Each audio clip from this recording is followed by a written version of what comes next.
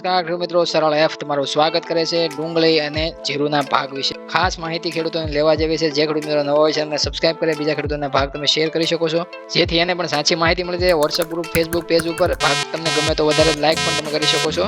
હાલના માહોલ પ્રમાણે જીરુમાં સટ્ટાકી મંદી જોવા મળી રહી છે અને ડુંગળીમાં આપણને તેજીની લહેર જોવા મળી શકે છે આગામી સમયમાં. તો પહેલા ચર્ચા ડુંગળી કાંદાની કરી લઈએ અને બાદમાં જીરુની ચર્ચા કરીએ. તો લગભગ ડુંગળીની અંદર જોઈએ તો 30 થી 35% ઘટાડો છે પાછલા મહિનાની અંદર આપણને જોવા મળ્યો. જે ભાવ આપણને 1000 થી લઈ 1200 રૂપિયા સુધીની એક મણના ભાવ સુધી આપણને ડુંગળી છે પહોંચતી જોવા મળી હતી. ફરીથી જ્યાંથી આપણને ઘટાડો જે જોવા મળ્યો છે સરકારના જે નિર્ણયો છે એ બાદ છે ડુંગળીની અંદર જે નિકાસ બંધી થઈ હતી એના લીધે છે ભાવમાં ઘટાડો આપણને જોવા મળ્યો. ગુજરાત સહિત મહારાષ્ટ્ર, મધ્યપ્રદેશ એમાં પણ આપણને સારું એવું વાવેતર ડુંગળીનું થતું હોય છે, ઉત્પાદન સારું એવું થતું હોય છે. પણ આ ત્રણેય રાજ્યોની અંદર છે ભાવની અંદર કાંઈક અમુક સરેરાશ એક મણના ભાવમાં 30 થી 35% ઘટાડો અવશ્ય જોવા મળ્યો છે. અલગ અલગ વિસ્તારોમાં અલગ અલગ જે ઘટાડો આપણે જોવા મળે, પણ એકંદરે ઘટાડો થયો છે એ નક્કી તમને જોવા મળતું હોય છે. અને તમે પણ તમારા આજુબાજુના વિસ્તારમાં જ્યાં પણ ડુંગળીનું વાવેતર કરી અને જ્યાં હાલના માર્કેટિંગ યાર્ડો અને જે તમારા બાજુમાં પડતા હોય વેચવાલી કરવા માટે જે યાર્ડોની અંદર તમે ભાવની અંદર જોતા હશો તો તમને ઘટાડો જોવા મળ્યો છે પાછલા મહિનામાં. પણ હવેથી લગભગ એવું લાગી રહ્યું છે કે ડુંગળીમાં ફરી તેજીની લહેર જોવા મળી શકે છે, કારણ કે અત્યારે હાલ સરકાર છે ફરીથી ડુંગળીમાં નિકાસ ઉપર છે સહકારી એજન્સી અને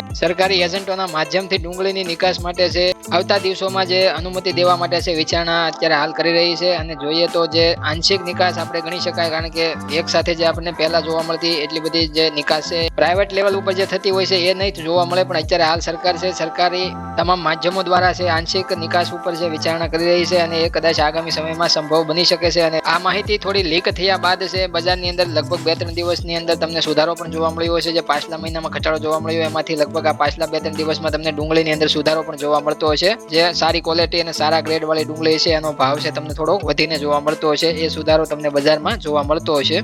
એકંદરે આપણે વિચારણા પ્રમાણે સમજીએ તો 1000 થી 1200 રૂપિયાના જે ભાવની જે રાહે ખેડૂત મિત્રો હોય તો એટલા બધા ઊંચા ભાવ ખેડૂત મિત્રો સરકાર જવા દેવા માટે તૈયાર નથી. પણ માત્ર ખેડૂતોને પણ ભાવની અંદર નુકસાન ન થાય અને જે ખરીદનાર છે ઉપભોક્તા એટલે કે આમ જનતા છે પોતાની માટે જે ખરીદી કરી રહી છે એને પણ વધારે પડતો ઊંચો ભાવ ન ચૂકવવો પડે, એ બંનેના વચ્ચેનું ડિસિઝન સરકાર લઈ શકે એટલા માટે છે ભાવની અંદર વધારો જોવા મળશે. પણ અતિ ઉછાળો અથવા તો અતિ તેજી પણ નહીં જોવા મળે, એટલે થોડો આપણે સમકારો ભાવની અંદર જોવા મળશે. અને ભાવ ઉપર છે એ પ્રમાણે સરકાર છે નીતિ નિયમો ઘડી રહી છે.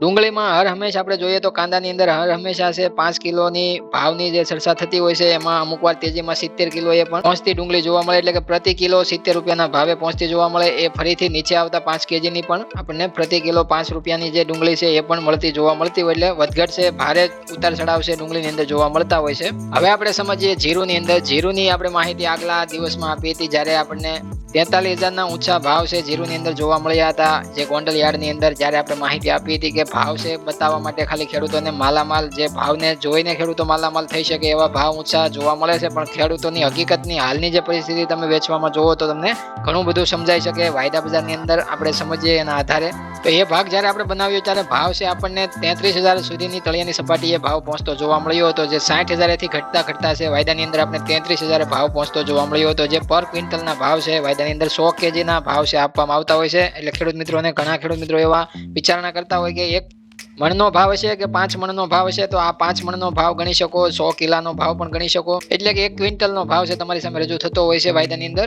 આજનો ચાર્ટ છે તમારી સામે અત્યારે હાલ જે વાયદાની ટ્રેડિંગ રેન્જ છે તમારી સામે ઓપન કરી છે. જે જાન્યુઆરી વાયદો તમારી સામે જીરાનો જે તમને જોવા મળે છે એમાં 29,802 રૂપિયાની સપાટી તમને જોવા મળે છે. વાયદાની તળિયાની સપાટી તમે જોવો તો 29,410 રૂપિયાની સપાટી આપણે જોવા મળે છે. વાયદો અત્યારે મથાલાની સપાટી તમે સમજો તો વાયદાની જે અત્યારે હાલ રેન્જ જોવા મળે છે 30,715 રૂપિયાની. પણ વાયદાની અંદર તમે જોઈ શકો છો કે અત્યારે હાલ મથાલાનું લેવલ જે તમને લાઈવમાં જોવા મળે છે એ અત્યારે 30,715 ઉપર તમને જોવા મળે છે. પણ આગળ જ્યારે અમે ભાગ બનાવ્યો ત્યારે આપણને એ 33,000 નું તળિયાનું લેવલ જોવા મળતું હતું. ત્યાંથી પણ ઘટાડો છે. આ ફરીવાર અમે જ્યારે બીજો ભાગ તમારી સામે બનાવીએ ત્યારે ફરીથી આપણે 3,000 નો ઘટાડો છે વાયદા ઉપર જોવા મળે છે. એટલે કે આ 2-3 દિવસમાં હાજર બજારમાં એટલો બધો ઘટાડો નથી થયો, એટલો ઘટાડો છે વાયદા બજારમાં આપણને વારંવાર જોવા મળે છે. સટ્ટાકીય મંદી માની શકાય અને સટ્ટાકીય મંદી કરવામાં પણ આવતી હોય છે વાયદાની અંદર, કારણ કે તમે લગાતાર 30 નવેમ્બર થી જોવો તો તમને 47,209 રૂપિયાના ભાવેથી વાયદાની અંદર ઘટાડો શરૂ થયો છે. એ બાદ છે 38,461 રૂપિયાએ વિરામ લીધો વાયદાએ. ત્યાં આપણને થોડો ટાઈમ વાયદો છે સ્થિર થયો અને ત્યાંથી એમ હતું ઘણા બધા ટ્રેડરોને એવું હતું કે ત્યાંથી વાયદો ઉછાળો મારશે, પણ વાયદાની અંદર ફરીથી ત્યાંથી ઉછાળો મારવાને બદલે ફરીથી નવો ઘટાડાની શરૂઆત થઈ. એટલે વાયદાની અંદર ફરીથી આપણને લેવલ છે ત્યાંથી ઘટતું 33,000 આવ્યું અને 33,000 બાદ છે ફરીથી આજે આપણે 30,000 પહોંચતું જોવા મળ્યું. એટલે 30,000 29,000 નો તો લો છે. એટલે કે 30,000 ની આજુબાજુ તમે જોવો તો તમને ઘણું બધું એક સાથે તમે જોવો તો 50% નો ઘટાડો છે. આપણને 60,000 ના ભાવેથી વાયદાની અંદર ગણતરી કરીએ તો 50% નો ઘટાડો છે વાયદાની અંદર આપણને જોવા મળે છે. એટલે કે 12,000 જ્યાં ભાવ ચાલતા હોય તમારા, તો ત્યાં તમને અત્યારે હાલ 6,000 ના ભાવ તો વાયદાની અંદર ઓટોમેટિક ઘટીને અત્યારે હાલ તમને જોવા મળે છે.